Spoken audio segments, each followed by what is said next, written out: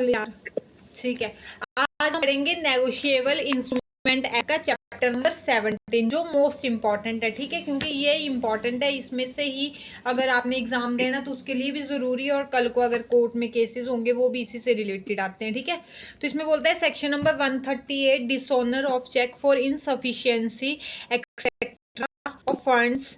आप लोगों ने अपने कैमरे क्यों ऑफ करें? Funds in the account where any check drawn by a person on an account maintained by him with a banker for payment of any amount of money to another person from out of the account for the discharge in whole or in part or of any debt or other liability is returned by the bank unpaid, either because of the amount of money standing to the credit of that amount is insufficient to honor the check, or that it exceed the amount arranged to be paid from that account by an agreement made with that bank, such person shall be deemed to have committed an offence and shall, without prejudice to any other provision of this act, be punished with imprisonment for a term which may extend to 1 year। यहाँ पे 1 year कैसे आ रही है, जरा 1 minute मेरे को check करने दो। 2 ईयर्स।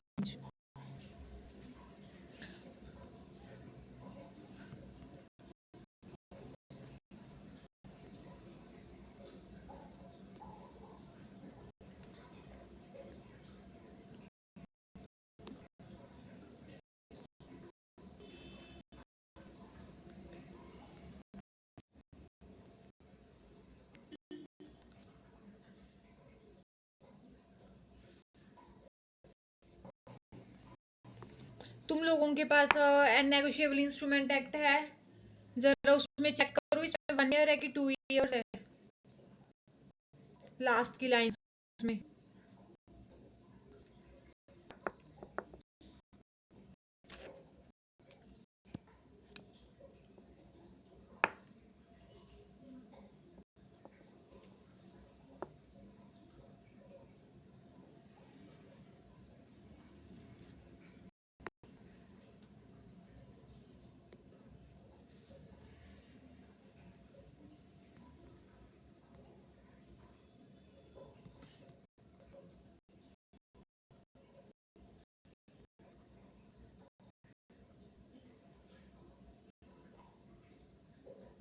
हाँ 2 ईयर है यहाँ पे, 2 years है। यहाँ पे बोला गया है कि shall without prejudice to any other provision of this act be punished with imprisonment for a term which may extend to 2 years or with which may extend to twice the amount of check or with both। अब इसमें बोला गया है कि अगर कोई person अगर कोई पर्सन किसी को चेक देता है और वो जो चेक है वो इस वजह से डिसऑनर हो जाता है क्योंकि उस पर्सन के अकाउंट में जो है इनसफिशिएंट बैलेंस था, या फिर बैलेंस इनसफिशिएंट बैलेंस था, या फिर बैलेंस था बट उतना नहीं था जितने को चेक दिया था। तो इस वजह से उसका अगर जो चेक अगर वो डिसऑनर हो जाता है तो उसके लिए जो पनिशमेंट मिलेगी वो मिलेगी 2 years plus twice of the amount of the cheque. जो चेक की अमाउंट होगी उसका डबल जो है उसकी पेमेंट करनी पड़ेगी। क्लियर है?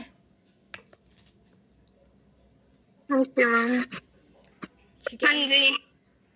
नेक्स्ट बोला गया provided that nothing contained in this section shall apply unless the check has been presented to the bank within a period of 6 months from the date on which it is drawn or within the period of its validity whichever is earlier। अब बोला गया है कि वो check जो है आपको, इसमें बोला गया है कि 6 मंथ के अंदर अंदर प्रेजेंट करना, लेकिन अब आरबीआई की कुछ गाइडलाइंस आई हैं जिसमें ये बोला गया है कि आपको उस चेक को विद इन 3 मंथ्स में जो है को बैंक में लगाना है। ठीक है, और अगर आप विद इन 3 मंथ्स उसको लगा देते हो, विद इन 3 मंथ्स में लगा देते हो, फिर नेक्स्ट बोला गया है द पे और the holder in due course of the cheque as the case may be makes a demand for the payment of the said amount of money by giving a notice in writing to the drawer of the cheque within 15 days, within इसमें लिखा गया within 30 days of the receipt of information by him from the bank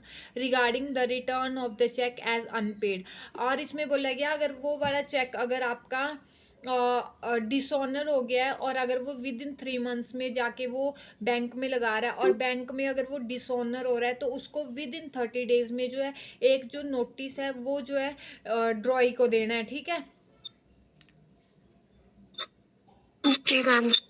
उसको देना है और उसको ये बोलना है कि आप मेरे को विद इन 30 days में जो है पेमेंट करो। अगर वो विद इन 30 days में अगर उस नोटिस का कोई रिप्लाई नहीं देता है या पेमेंट नहीं देता है तो फिर जो है the drawer of such cheque The drawer of such check fails to make the payment of the said amount of money to the payee or as the case may be to the holder in due course of the check within 15 days of the receipt of said notice। अब वो जो जिसको आपने notice दिया है, obviously बात है जो बंदा जिसका डिसऑनर हुआ है चेक वो उसको देगा जिसने उसको चेक दिया होगा, है ना। अब वो अब अगर चेक डिसऑनर हो गया अब वो उसको नोटिस देता है। ठीक है, अब नोटिस देने के बाद अगर वो बंदा उसको ये बोलेगा कि आप जो है विद इन 15 डेज में इसका जो है मेरे को पेमेंट करो। अगर वो 15 डेज में जो है नोटिस के मिलने के विद इन 15 डेज में अगर वो आपको पेमेंट नहीं करता है तो आपके पास फिर 1 month का टाइम होता है कि आप जो है कोर्ट को अप्रोच कर सकते हो। ठीक है, जी मैम। इसमें एक्सप्लेनेशन में बोला गया for the purpose of this section debt of other liability means a legally enforceable और अदर लाइबिलिटी। अब इसमें जो आप डेट होगा वो होगा सिर्फ लीगली एनफोर्सेबल, जो लीगली आप ले सकते हो वही चीज आएगी। इसमें इलीगल वाला जो भी पैसा वो नहीं आएगा। लीगली अगर आपने किसी लीगल पर्पज के लिए अगर आपने वो चेक दिया हुआ अगर वो डिसऑनर होता है तो उसको आप जो है क्लेम कर सकते हो। क्लियर है, इसमें टाइम पीरियड क्लियर हुआ? जी मैम। एक बार मैं तुम्हें ऐसे समझा देती हूँ।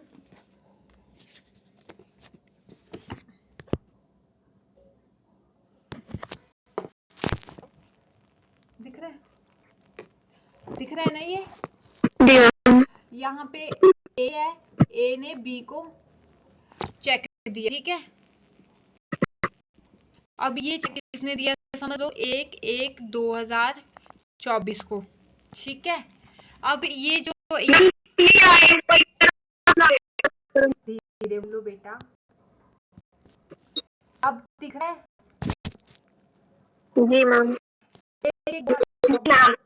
1/1/2024 को इसने चेक किया और ये जो बी है इसने जा करके यहाँ पे मान लो 5/1/2024 जाके बैंक में लगा दिया। ठीक है, यहाँ पे जाके इसने प्रेजेंट किया।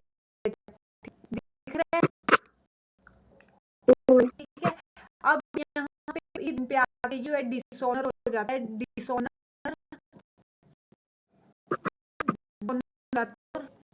इनसफिशिएंट। ठीक है, इनसफिशिएंट बैलेंस की वजह से ये डिसऑनर होता है। अब इस पास एक अभी से लेके 5/2 तक टाइम है कि इसको ये जो ए है इसको ये नोटिस दे। बी अब ए को नोटिस देगा, उसके पास 30 दिन का टाइम है, 30 डेज का। ठीक है, दिख रहा है? जी मैम। 30 डेज टाइम है इसको नोटिस दे। ठीक है, अब ये 30 डेज के अंदर इसको देगा मतलब 5 यहाँ पे 5/2/2024 तक इसके पास टाइम है इसको नोट देने का, है ना।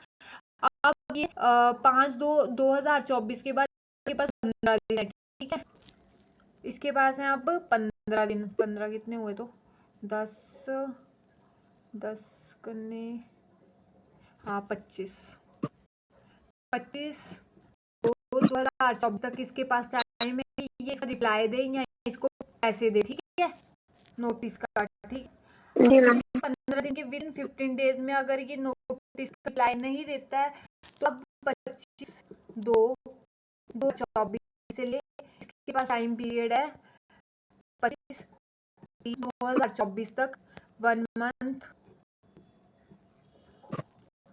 File case. जी मैम।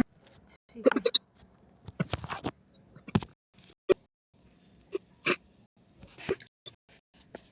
अच्छा, इसके पास इतना टाइम है कि ये 1 मंथ में के अगेंस्ट में केस फाइल करेगा, ठीक है। उसके बाद ये वाला जो सेक्शन है ये इतना समझा रहा है, ठीक है।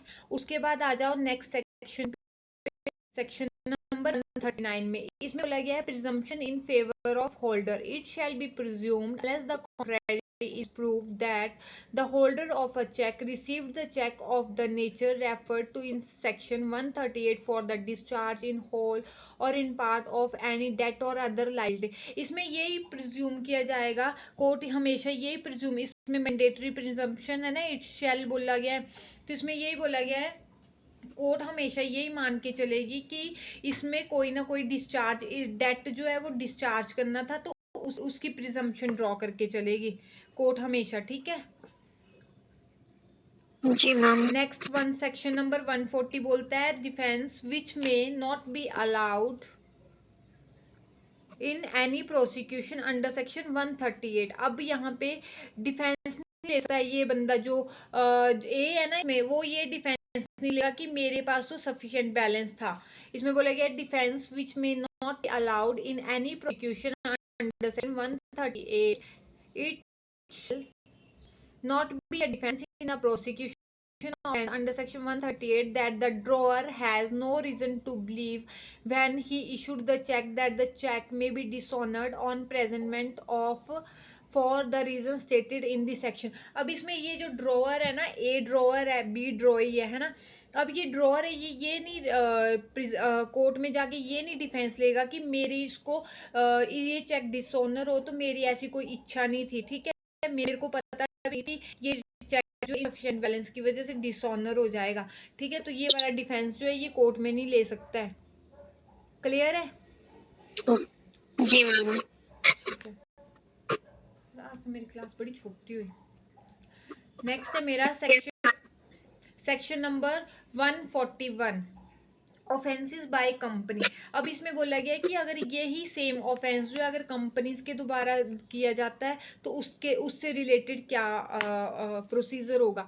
इसमें बोला गया है if the person committing an offence under section 138 is a company, every person who at the time the offence was committed was in charge of and was responsible to the company for the conduct of business of the company as well as the company shall be deemed to be guilty of the offence and shall be liable to be proceeded against and punished accordingly। अब इसमें बोला गया कि अगर यही same offence section 138 का offence अगर किसी कंपनी के द्वारा किया जा रहा है ना, अगर कंपनी कोई ऐसा चेक दे रही है किसी पर्सन को और वो चेक डिसऑनर हो जा रहा है, तो उसमें जो उस टाइम पे पर्सन जो उस टाइम पे इंचार्ज होगा उस कंपनी का, वो और जितने लोग वहाँ काम कर रहे होंगे कंपनी में, ठीक है, वो सब रिस्पॉन्सिबल होंगे, इंक्लूडिंग कंपनी भी रिस्पॉन्सिबल होगी। क्लियर है ये? जी मैम। हिमानी तेरे को क्लियर हो रहा है? ठीक है। नेक्स्ट इसका प्रोवाइजो बोलता है provided that nothing contain in this subsection shall render any person shall liable to punishment if he proves that the offence was committed without his knowledge or that he had exercised all due diligence to prevent the commission of such offense। अब कोई company का person जो जैसे director के against हो गया या कोई मैनेजर है उसके अगेंस्ट, तो वो अगर आकर को ये बोल देते हैं कि हम इसमें गिल्टी नहीं है क्योंकि हमारी कोई इंटेंशन नहीं थी कि हम लोग मतलब ये जो है जो चेक है वो डिसऑनर हो, और हमने जो है पूरी की पूरी ड्यू डिलीजेंस से दिया हुआ है, मतलब हमने उसको विद केयर एंड क्वेश्चन से जो है उस चेक को दिया था, लेकिन वो किस तरह कैसे वो डिसऑनर हो गया, अगर वो ये चीज आके कोर्ट में प्रूव कर देते, ड्यू डिलीजेंस को प्रूव कर देते हैं और अपनी इंटेंशन को प्रूव कर देते कि हमारी इंटेंशन नहीं थी कि चेक डिसऑनर हो, तो फिर वो कंपनी वाले जो है इससे छूट सकते हैं, ठीक है। कंपनी वालों को ये प्रूव करना पड़ेगा। क्लियर है? जी मैम। नेक्स्ट है provided that where a person is nominated as a director of the company by virtue of his holding any office or employment in the central government or state government or financial corporation owned or controlled by the central government or state government as the case may be, he shall not be liable for the अब इसमें बोला गया कि अगर कोई government के under जो है इसको होल्ड कर रहा है कंपनी को, अगर कोई सेंट्रल गवर्नमेंट है या फिर स्टेट गवर्नमेंट है, अगर उनके उसमें रहकर अगर कोई कंपनी को रन कर रहा है, उसको कंट्रोल कर रहा है, तो वो उसका जो मैनेजर या डायरेक्टर होगा फिर वो इसके लिए लाइबल नहीं होगा। क्लियर है? Yes, ma'am. इसमें नेक्स्ट बोला गया notwithstanding anything contained in subsection 1 here any offence under this act has been committed by a company and it is proved that the offence has been committed with the consent और convenience of और is attribute to any neglect on part of any director, manager or other officer of the company, such director, secretary or other officer shall also be deemed to be guilty of that offence and shall be liable to proceed against and punished accordingly। अब इसमें बोला गया कि अगर ये prove हो जाता है कोर्ट में कि ये जो एक्ट हुआ है, जो 138 का जो ऑफेंस हुआ है, वो जो हुआ है विद कंसेंट हुआ है और उसमें जो मिले हुए थे वो डायरेक्टर, मैनेजर और सेक्रेटरी और अदर ऑफिसर मिले हुए थे, अगर मिली भगत से हुआ है, ठीक है, तो वो सारे के सारे लाइबल होंगे इसके लिए। क्लियर है? जी मैम।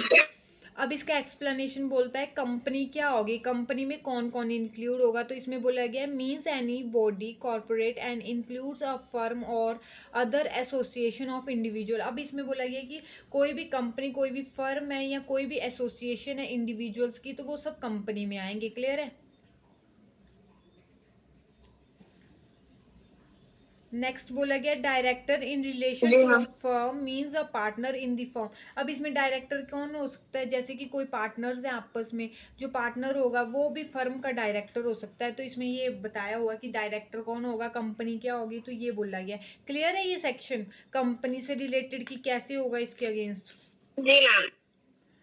ठीक है। नेक्स्ट बोला गया है section number 142 cognizance of offences. अब ये जो ऑफेंस होते हैं 138 के, इनके ऊपर कॉग्निजेंस कौन लेगा, कौन सी कोर्ट में ये केसेस चलेंगे और किस तरह से चलेंगे, इसका प्रोसीजर क्या रहेगा, तो इसमें बोला गया है No court shall take cognizance of any offence punishable under section 138 except upon a complaint in writing made by the payee or as the case may be the holder in due course of the check। अब इसमें बोला गया है कि जो इसमें जो है रिटर्न कंप्लेंट जाएगी, ठीक है, इसमें कोई आप जाके एफआईआर वगैरह नहीं कराओगे, सीधा जाके आप एक रिटर्न कंप्लेंट दोगे, कोर्ट में सीधा प्रेजेंट करोगे, ठीक है। और इसमें जो कंप्लेनेंट वही होगा जिसको जो पेई है, जिसको हार्म हुआ है, जिसको वो चेक दिया गया और वो उस चेक की वजह से एग्रीव्ड है, तो वो जाके जो है कोर्ट में जो है कंप्लेंट फाइल करेगा इन राइटिंग। क्लियर? और नेक्स्ट इसमें बोला such complaint is made within 1 month of the date on which the cause of action arise under clause C of the proviso to section 138। अब इसमें बोला गया है कि वो कंप्लेंट आप कितने दिन में फाइल कर सकते हो, तो मैंने आपको पहले भी बताया कि विद इन 1 मंथ में, जो जिस दिन आपको कॉज ऑफ एक्शन अराइज हुआ, जिस दिन आपको नोटिस का रिस्पॉन्स के 15 दिन कंप्लीट हुए ना, उस दिन के बाद से आपका जो 1 महीने का टेन्योर है वो शुरू हो जाएगा, तो आपको विद इन 1 मंथ में जो है वो कंप्लेंट जो है फाइल करनी है। नेक्स्ट बोला गया है no court inferior to that of metropolitan magistrate और judicial magistrate of first class shall try any offence punishable under section 138। अब इसका जो केस चलेगा वो चलेगा या तो मेट्रोपॉलिटन मजिस्ट्रेट के पास चलेगा या फिर ये चलेगा judicial magistrate of first class. Clear है? जी मैम।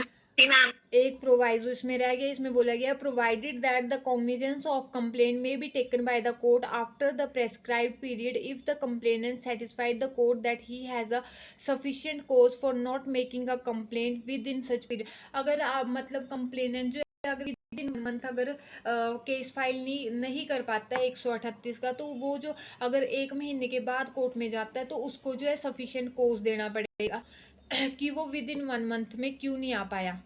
क्लियर?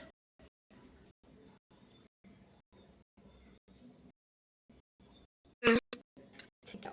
उस offense under section 130 shall be inquired into and tried only by a court within whose local jurisdiction if the check is delivered for the collection through an account the branch of the bank where the payee or holder in due course as the case may maintain the accounts is situated, or if the check is presented for payment by the payee or holder in due course। मतलब इसमें ये समझ लो कि ये वाला जो check है वो मतलब कहाँ पे लगाया जाएगा और जुरिस्डिक्शन क्या बनेगी कोर्ट की। तो जहाँ पे पे का बैंक है वहाँ पे भी बन जाएगी, जहाँ होल्डर का बैंक जो होल्डर है जिसने चेक दिया उसने वहाँ पे भी इसकी जुरिस्डिक्शन बन जाएगी। तो दोनों जगह कहीं पे भी आप जो केस फाइल कर सकते हो। क्लियर है? और यहाँ फिर आपने जहाँ चेक लगाया है, जिस जुरिस्डिक्शन में आपने चेक लगाया है, तो उस कोर्ट की भी जुरिस्डिक्शन बन जाएगी। जी मैम। क्लियर है?